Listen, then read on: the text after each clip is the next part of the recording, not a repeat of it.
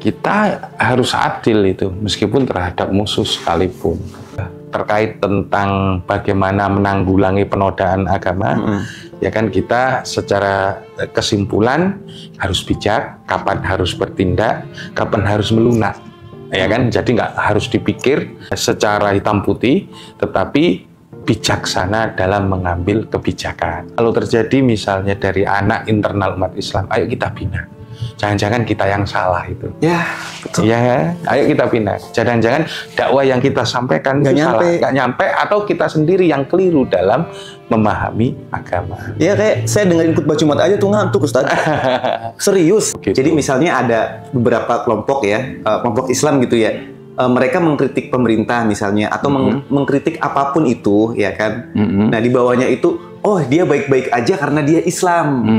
Nah, itu yang komennya orang Kristen misal. Nah, coba kalau misalkan yang komennya non-Islam, udah habis kita.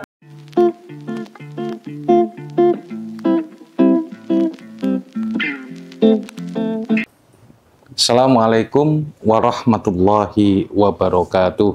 Waalaikumsalam warahmatullahi wabarakatuh. Ngomong apa hari ini? Ya, ngomongin isu-isu yang lagi hangat aja, Ustaz. Capek lah. Oke. Saat ini kadang konflik antar agama itu tidak bisa dihindarkan. Barangkali ada sentimen dari berbagai pemeluk agama antara satu dengan yang lainnya.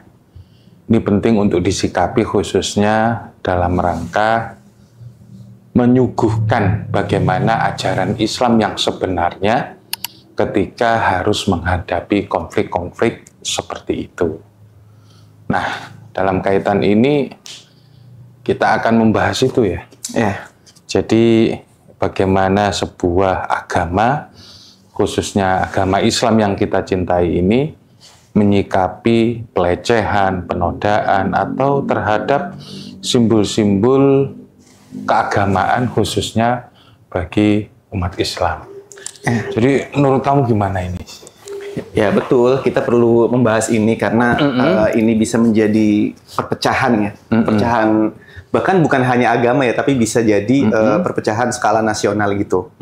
Karena kan di media sosial itu tuh banyak yang mengatakan di kolom komentar ya, kalau misalkan minoritas yang melakukan ini pasti udah di penjara gitu. Gitu. Jadi misalnya ada beberapa kelompok ya, kelompok Islam gitu ya. Mereka mengkritik pemerintah misalnya, atau mengkritik apapun itu, ya kan. Nah, di bawahnya itu, oh dia baik-baik aja karena dia Islam. Nah, itu yang komennya orang Kristen misal. Nah, coba kalau misalkan yang komennya non-Islam, udah habis kita. Nah, artinya mereka berpikir bahwa di Indonesia itu sudah tidak ada tempat lagi gitu loh. Jadi sebegitunya kah? Gitu, Ustaz. Jadi ini masuk dalam kategori apa masalahnya? Apakah ini sebuah penyerangan terhadap keyakinan Islam yang harus disikapi dengan pedang? Ataukah kita yang harus menunjukkan sisi bahwa biarin saja orang itu menghina? Yang penting kita tetap menunjukkan agama kita itu toleran, bahwa mereka itu nggak harus dipaksa. Nah, ini yang harus kita sikapi. Tentu meletakkan masalah seperti ini, kita harus bijak terhadap kasus-kasus yang sifatnya sosial dan sering berubah. Kita ini harus menimbang maudharat dan maslahat. Beberapa contoh justru menunjukkan bahwa kadangkala Nabi itu bersikap keras, kadangkala bersikap lembut kan gitu. Hal itu sesuai dengan apa keuntungan yang balik kepada umat Islam. Jadi nggak harus dipukul rata semuanya. Berarti sesuai dengan konteksnya. Konteksnya gitu ya? Dan apa yang menguntungkan untuk kita gitu loh. Salah satu contoh misalnya dalam perjanjian Hudaybiyah, Rasulullah itu wani ngalah, berani mengalah terhadap orang-orang Quraisy, Mekah khususnya itu. Yaitu ketika dalam kaitan perjanjian tersebut Rasulullah hal yang sangat terbukti di situ adalah bahwa penggunaan Bismillahirrahmanirrahim itu dihapus dalam perjanjian tersebut. Lalu kemudian Muhammad Rasulullah itu juga dihapus, diganti Muhammad bin Abdullah. Nah, itu kan bentuk pelecehan terhadap Nabi. Yang di situ Nabi seandainya mau berperang pada saat itu juga dengan bala tentara yang sangat besar atau jamaah haji Bisa yang aja ikut gitu ya. bisa saja. Tapi Nabi nggak memilih Tapi itu. Nabi nggak mau menempuh jalur perang, kan gitu. Nabi justru ngalah dan balik lagi pulang ke mana?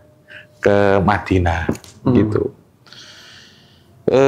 Demikian juga Rasulullah Shallallahu Alaihi Wasallam pada saat perjanjian, bukan perjanjian ya, pada saat penentuan harus diapakan tawanan perang Badar ini ada beberapa pilihan, ya kan?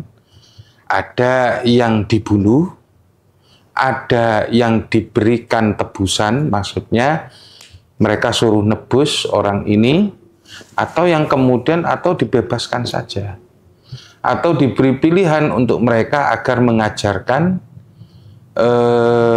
baca tulis kepada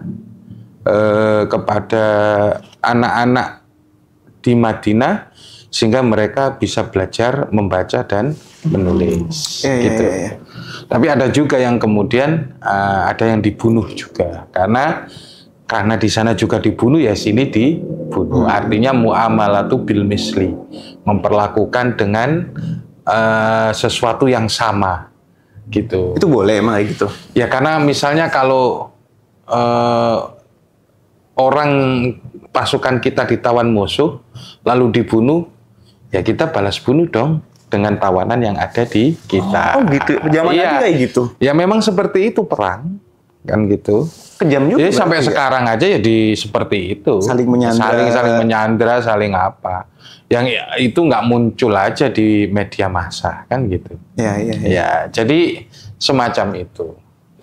Lah, kemudian penghinaan kepada Nabi, kalau memang itu kemudian membawa madorot kepada ajaran Islam, maka hal tersebut juga pernah dibunuh. Artinya dalam beberapa kasus Nabi, termasuk diantaranya adalah Musailamah Al-Kadzab yang menodai Nabi, ajaran agama, itu kan mau diperangi. Lah saat mau diperangi, saat itu Nabi keburu wafat, lalu kemudian dilanjutkan oleh Abu Bakar. Begitu. Intinya perangnya dilanjutin dan menang. Itu di pertempuran Yamamah namanya. Nah, dari konsep yang seperti itu, ya kan, artinya apa? Ketika kemudian memperhatikan kondisi yang ada sekarang, kita ini mau menerapkan yang mana sesuai dengan kondisi sosial. Begitu loh. Kalau yang diinginkan adalah simpati, yang misalnya yang dihina itu soal ajarannya saja, bukan main nyawa. Menurut kita ya, menurut saya dalam pandangan sosiologi seperti itu, biarkan saja. Nanti Islam semakin dibicarakan, semakin menjadi trending topik atau isu, maka yang terjadi adalah bahwa mereka akan mempelajari Islam. Karena sekarang ini sesuatu yang buruk dikatakan sebagai sesuatu yang buruk, orang akan penasaran sebegitu burukkah, kan gitu. Makanya untuk mengikis Islamofobia sekarang ini nggak perlu kita kemudian memerangi Islamofobia. Ya cukup kemudian tunjukkan akhlak Islam yang ada, kan gitu. Akidah Islam yang ada dengan moderasi agama yang kuat, kan gitu. Sehingga kemudian wajah Islam tidak tertutup lagi dari kaum muslimin. Maksudnya kadang kan gini loh, justru yang membuat hancurnya Islam kaum muslimin sendiri. Ya kan, artinya dengan menunjukkan bahwa mereka itu garang, mereka itu bengis, mereka itu kejam. Ya karena mereka sendiri tidak bisa menampilkan Islam. Betul, betul. Nah, begitu. Tapi ketika kemudian melihat akhlak itu Islam, saling mengayomi satu sama lain, kalau ada saudaranya yang kekurangan, kemudian mereka bisa saling membantu, kemudian ada yang saling mengasihi satu sama lain, maka hal tersebut bisa mengangkat derajat Islam. Itu. Jadi kalau memang tapi perlu ditegaskan pula, kalau memang itu nggak ada untungnya, ya kan, ya bisa saja kemudian diserang sebagai penodaan terhadap agama. Yang jelas di situ yang harus kita perhatikan, dampaknya terhadap Islam itu apa. Nggak kemudian harus main bunuh, ya kan, tapi perlu kemudian disadarkan. Wong kadang orang yang jelas-jelas murtad saja, itu nggak langsung dibunuh, tetapi harus diminta pertaubatan, gitu loh. Nah, itu intinya bagaimana kita menyikapi penodaan terhadap agama, agar kita ini kemudian bisa memberikan sebuah jalan keluar, khususnya ketika di era global semacam ini, di mana informasi itu saling menyebar dan kadang terdistorsi karena apa? Berbagai hal yang tidak ingin Islam itu unggul di atas agama-agama yang lain. Oke, berarti memang itu ya Ustadz ya. Ada agenda tertentu yang mencoba untuk memusnahkan atau membuat citra Islam itu buruk. Jadi memang udah disetting sedemikian rupa ya. Kalau menurut saya, persaingan politik ya. Bukan hanya persaingan politik, persaingan agama. Ya kan, itu akan selalu muncul dalam fenomena kehidupan global. Itu di sisi globalnya ya? Iya, di sisi apapun itu mereka akan membuat strategi senyap, membuat strategi silent yang kemudian ingin menghancurkan satu sama lain itu. Karena itu soal keyakinan, tidak bisa kemudian kita mencoba untuk menghalangi kan gitu, bahwa mereka jangan kayak gini, mereka jangan kayak gini. Apalagi kalau di situ ada uang dan makanan. Oh, itu pasti kemudian terjadi banyak hal. Saya lihat kan gitu ya. Kalau menurut Al-Quran, walan tardo angkal yahudu walan nasoro hatta tattabi'a millatahum. Mereka itu nggak akan ridho, yaitu Yahudi dan Nasrani, hingga kamu mengikuti agama mereka. Udah ada gitu ya? Udah ada. Jadi persaingannya itu untuk saling misionarisme. Islam melewati dakwah, Yahudi melewati misionaris, Kristen juga lewat misionaris. Ya itu sudah sunatullah kan gitu. Karena setiap golongan bangga dengan apa yang ada pada diri mereka. Dan mereka berupaya untuk menyebarkan itu. Tapi kita sesama umat Islam itu harus adil. Dan pada praktiknya enggak sama umat Islam. Sesama umat Islam, sesama orang lain pun harus adil. Harusnya. Ya kalau mereka nyerang ya kita serang. Kalau mereka baik ya kita harus baik. Gak boleh kemudian mereka baik kita kemudian kejam. Itu nggak adil namanya. Kita harus adil itu, meskipun terhadap musuh sekalipun, gitu loh. Jadi, kecuali dalam perang ya, kita dibebaskan, ya kan? Terkait tentang bagaimana seharusnya kita memperlakukan orang, itu tetap adil sesuai dengan kapasitas, sesuai dengan ajaran yang diberikan oleh Islam, gitu. Ya. Kira-kira itu ya yang kemudian terkait dengan isu penodaan agama.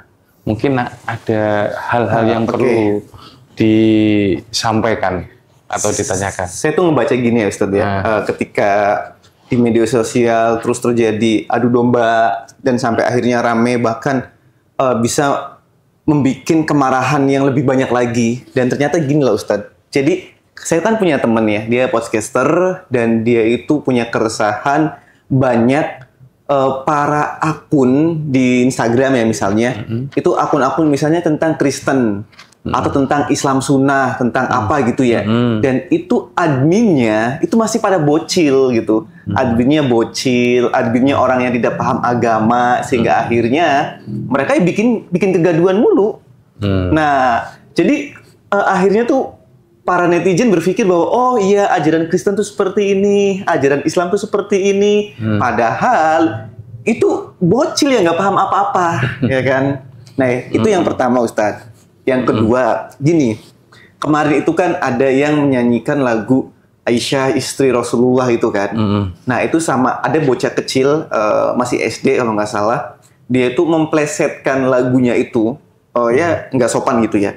Aisyah istri Rasulullah bla bla bla, tapi nggak sopan gitu. Dan apa yang terjadi? Itu masyarakat di desa itu mengusir si bocil itu, Ustadz. Jadi akhirnya gini.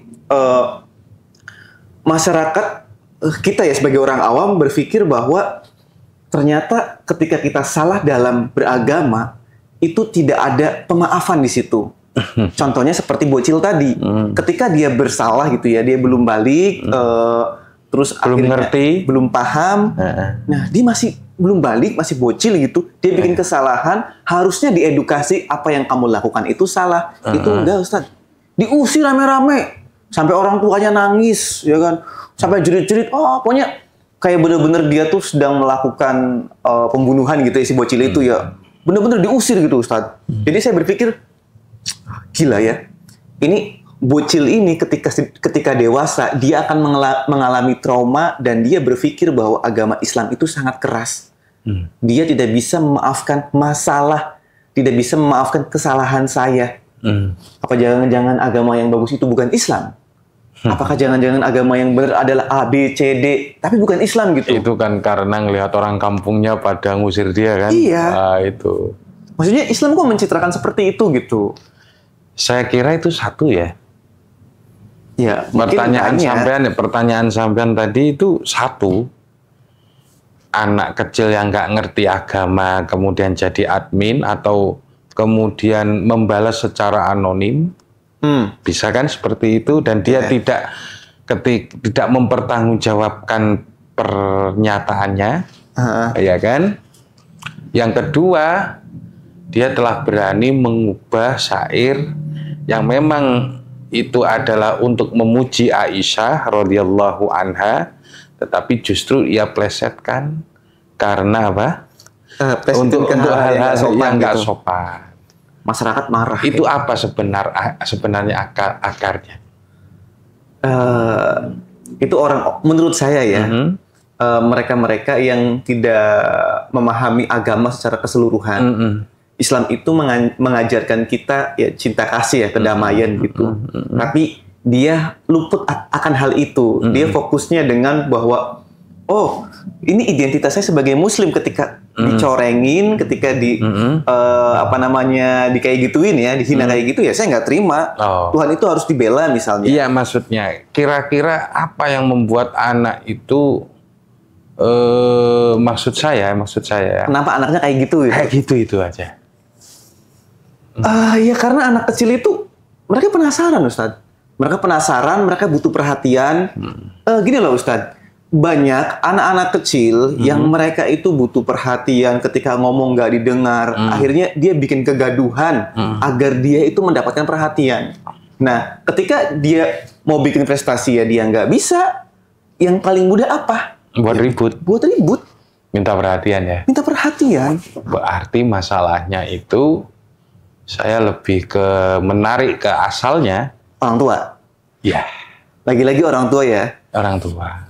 Karena memang buah nggak jauh dari pohonnya. Buah jatuh nggak jauh dari pohonnya. Kalau anaknya itu kencing berdiri, bapaknya kencing berlari apa gitu. Kalau bapaknya kencing berdiri, anaknya kencing berlari. Jadi sebenarnya hal yang semacam itu adalah karena mereka, ya anak-anak tersebut, tidak mendapatkan ajaran dan perhatian yang baik dari orang tua. Gitu. Mereka tidak mengajari tentang siapa nabi kita, siapa istri nabi kita, gitu. Sehingga kemudian muncul yang namanya seperti itu. Akhirnya model yang ia tiru adalah temannya yang suka ngomong kasar, yang suka ngomong jorok, atau kakak-kakak kelasnya yang mengajari dia untuk ngomong jorok, ngomong kasar dan sebagainya. Dan itu berbeda banget. Sekolah-sekolah yang mahal dengan ekonomi kelas atas itu jauh banget dengan SD negeri yang orang-orangnya isi mohon maaf ya, orang-orang yang kemudian beragam ya di situ. Itu kelihatan banget kok cara ngomongnya kan gitu, dan bagaimana dia mendengar dari orang tua, dia mengumpat tetangganya, mengumpat kakaknya yang besar, mengumpat hal yang lain kan gitu. Ya kan? Cobalah kemudian saya sendiri itu kemudian agak miris juga kan gitu loh. Jadi ada anak yang kemudian masa orang dasar otak lu otak kecoa kan gitu. Dan itu ngomongnya kepada orang tua. Ya kan? Ngomongnya kepada orang tua. Saya miris juga kayak gitu itu. Jadi maksud saya kan gitu ya, bahwa itu dia belajar sendiri meskipun tanpa harus kemudian memperhatikan kan gitu, karena dia melihat dari lingkungannya, melihat dari teman-temannya, melihat dari orang tuanya sendiri, secara tak sadar itu masuk ke dalam ranah pikirannya dan ia berupaya untuk memberikan hal tersebut kan gitu.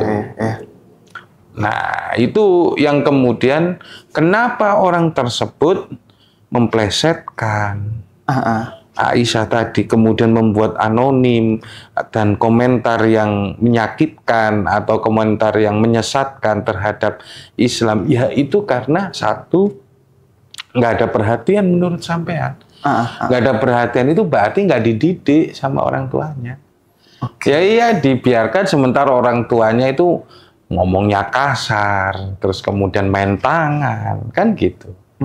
Nah, itu akibat dari bukan hanya sekedar media sosial yang ada pada zaman ini, tapi karena memang anak itu tidak dididik, gitu.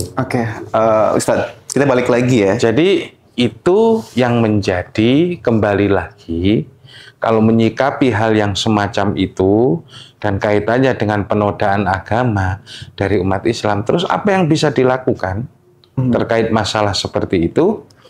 Ya sebenarnya dikembalikan saja kepada orang tuanya. Ya toh anak itu ibarat kata masih tahap belajar, kemungkinan untuk dididik dan dibentuk itu masih bisa. Betul. Tinggal orang tuanya mau apa enggak. Harusnya kan kayak gitu kan, dibentuk gitu ya, bukan malah bereksekusi gitu. Ya jadi itu terkait tentang bagaimana menanggulangi penodaan agama. Ya kan, kita secara kesimpulan harus bijak, kapan harus bertindak, kapan harus melunak. Ya kan, jadi nggak harus dipikir secara hitam putih, tetapi bijaksana dalam mengambil kebijakan.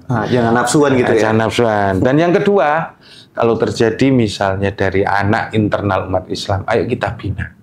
Jangan-jangan kita yang salah itu. Ya, betul. Ya, ayo kita bina. Jangan-jangan dakwah yang kita sampaikan itu salah, nggak nyampe, atau kita sendiri yang keliru dalam memahami agama. Ya kayak saya dengerin khutbah Jumat aja tuh ngantuk, Ustaz. Serius. Oke, kita sampaikan, kita cukupkan di sini saja ya. Mudah-mudahan agama kita, anak kita, masyarakat kita terlindungi dari hal-hal yang buruk. Assalamualaikum warahmatullahi wabarakatuh.